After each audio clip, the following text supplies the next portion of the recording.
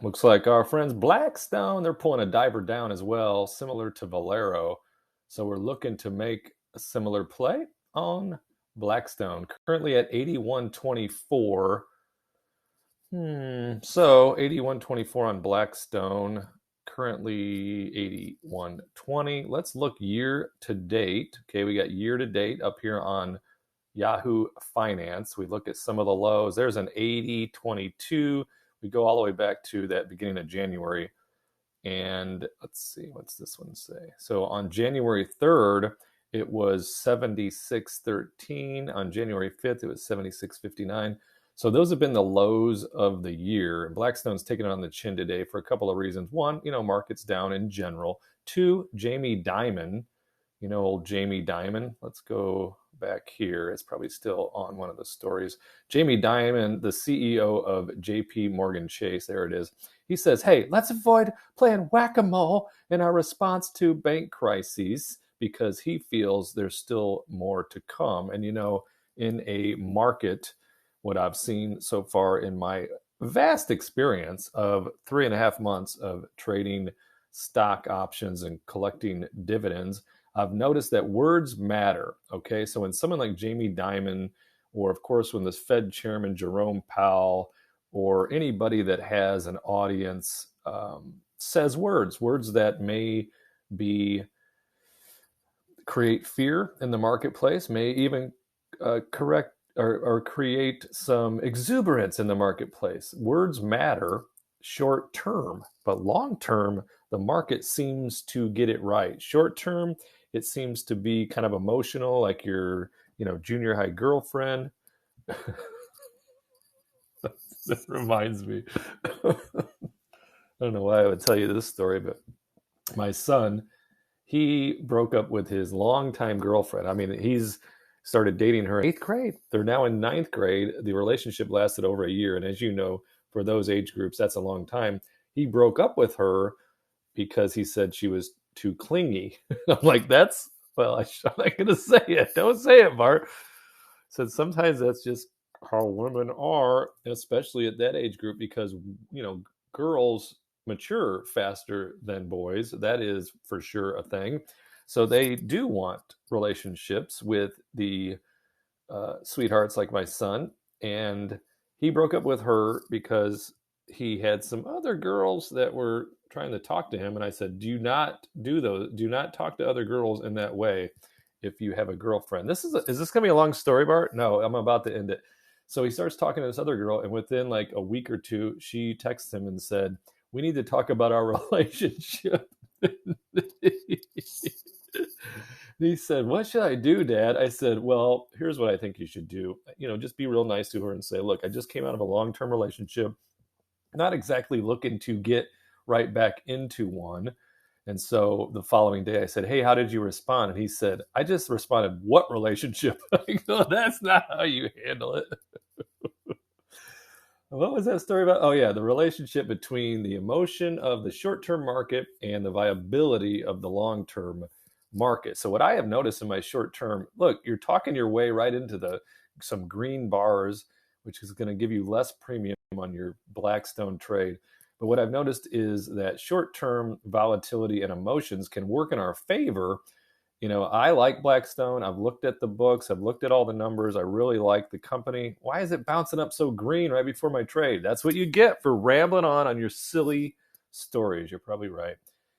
Okay, here we go, back down. So let's get into some Blackstone. I think that short-term emotions are taking place currently on Blackstone today for two reasons. One, they also hit their withdrawal limit from investors for one of their real estate funds. So that, of course, always makes for some news.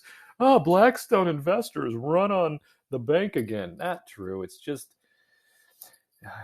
people are fearful right now, and I get it. And Blackstone is attached to the financial markets, even though there's certainly not a bank or anything close to it. So if I look out 17 days, this is going to be one day past their, if we go back to summary, this will be one day past earnings. I think is on the 20th. Yeah, so April 20th, they're going to announce earnings. So that becomes, it creates more risk, more volatility, which is fine because this trade, we don't plan on staying in it through this expiration date anyways.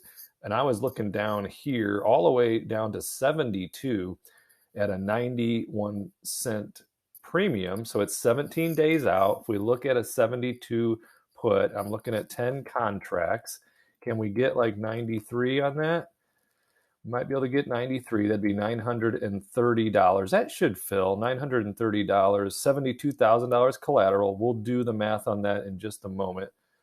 And then it filled right away. So it could be going down as we speak. Let's look.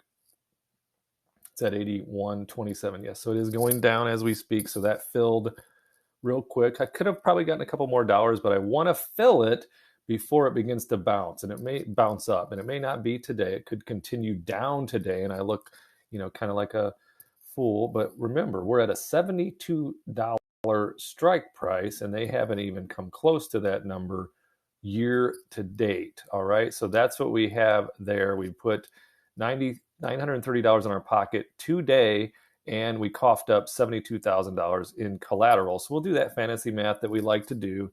930, we divide that by the investment of 72,000, which, Robinhood just pulls to the side and holds as collateral. So that's 1.29% return, okay, right on the top. But we can annualize it by looking at 17 days, divide by 17, and then we take that equation and we multiply it by 365 days, and now we're at 27.7% return on our collateral if we were able to repeat this trade over and over again.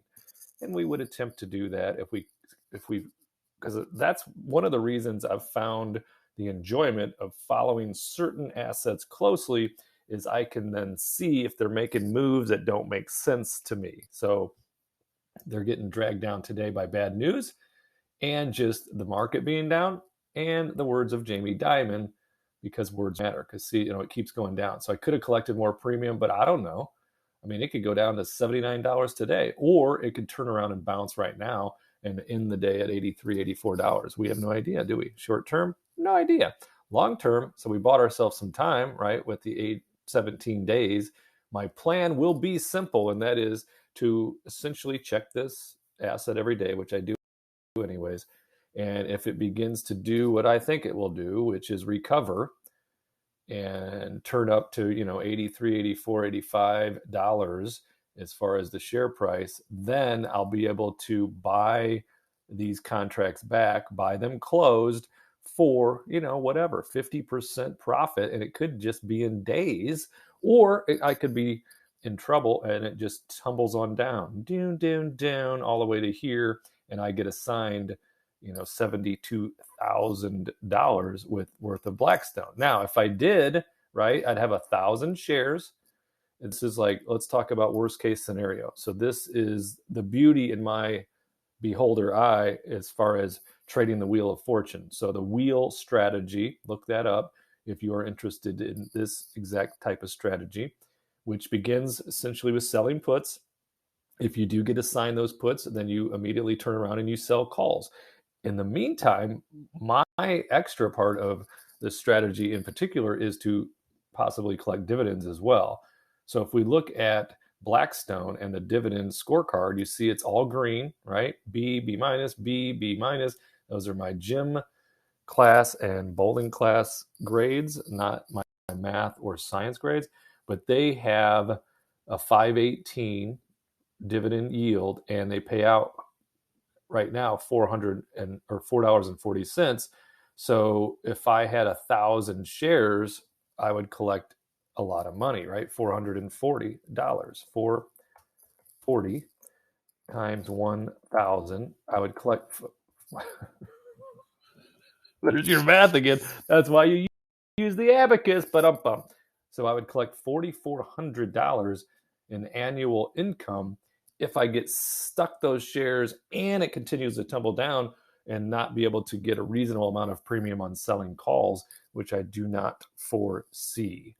So that would not be bad, would it? So the idea, again, though, on the wheel is if I do get assigned those shares from selling the 10 puts, then I could turn around, bright eyes, I could turn around and sell some calls. Just for instance, if we looked at some call premium 17 days out, right? And say we went out even looking at that 1% eyeball test, if we sold some calls over here at 88, right, collecting $1.05, we'd be able to collect $1,000 on our 10 contracts, right? So we had about 1,000 shares to put up. So $1.05 times 1,000, we'd be at $1,005. So we could wheel Blackstone while also collecting dividends if we remain as owners of that asset during their dividend dates. In fact, they should have a ex-dividend date coming up. That has not been declared. I declare. So they'll declare first our dividend is, and then they'll tell us what their quarterly dividend will be. Okay, so you see here's the last quarters: $1.45, $1.32, $1.27, 90 cents, and then 91 cents. So they'll declare what that amount will be, and then also with that declaration will be an ex-dividend date that we'll need to own the business day before that date. They'll then record it, and then they'll pay it. Okay, so if we're owners during that time, we'll collect it on top of all the premium that we'll have in our sweet little hands. So there you have it, Blackstone making the similar type play that we just did on Valero, if you watched that. So it did get down a little lower. How low can you go? Do I have another Blackstone up? No, let's look at the chart. It got in the 81 teens. Get the old candles up. The candle burned out, and that's year to date. Wait, I clicked on analysis. That's why we do it live here. We do it live at the Wealth Snowball so we can capture all of our mistakes, as well as the blind squirrel on occasion finding his way into some fun and profit. Candle. Let's drag this thing out a little bit. Drag it up, drag it in. Let me begin. Zoom it. So let's see where we were. So we get down to as low as like 81.15. In fact, it was even lower here, 81.03. Highs, Heisenberg up here, 81.58, 81.45 recently. So that's what we're looking at. Oh, and as we speak, going down again, currently at 81.11. So we'll keep an eye on Blackstone over the next several days to weeks and continue on our wayward son. In fact, while we're checking it out, we will look at what's going on with that. Here's that SPY credit spread we had earlier, and it's already at 71% profit. So depending on what we see, yeah, we may have to do nothing with that because it's SPY's at 408.12, 18, 19, 16. And we know our threshold is 412. So we don't want it approaching that 412 because then it puts pressure on us. And then we get nervous. We bite our nails. And I actually never bite my nails. But, some nervous people do. We don't want to bite nails. We'll let it ride and keep it rolling. So thanks for tuning in. And I'll check back. I got some other thoughts for today that we'll need to look at as well. Subscribe, like, comment, share with a lovable friend, and we'll see you in the next video.